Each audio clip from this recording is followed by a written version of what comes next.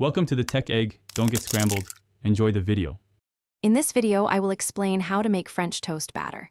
First, let's gather our core ingredients. You'll need 3 large eggs, about 1/2 cup of milk, and a tablespoon of sugar. A dash of vanilla extract and a pinch of cinnamon will elevate the flavor profile significantly.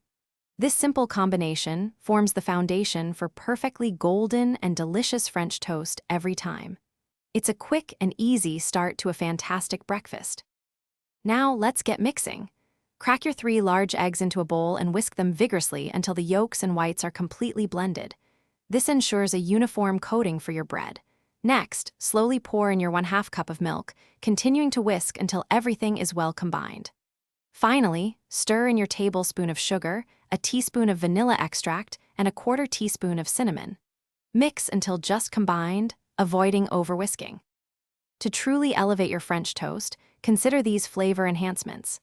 A teaspoon of vanilla extract adds a beautiful aromatic depth that complements the eggs and milk.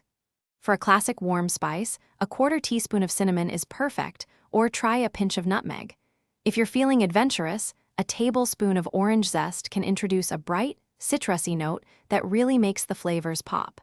These small additions make a big difference.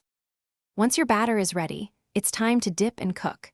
Use thick-cut bread, like brioche or challah, for the best results.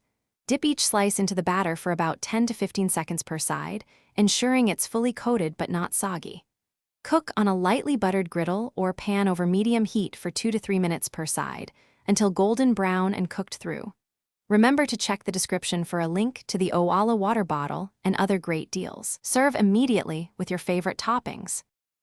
Thanks for watching. Consider subscribing if I helped unscramble your problems.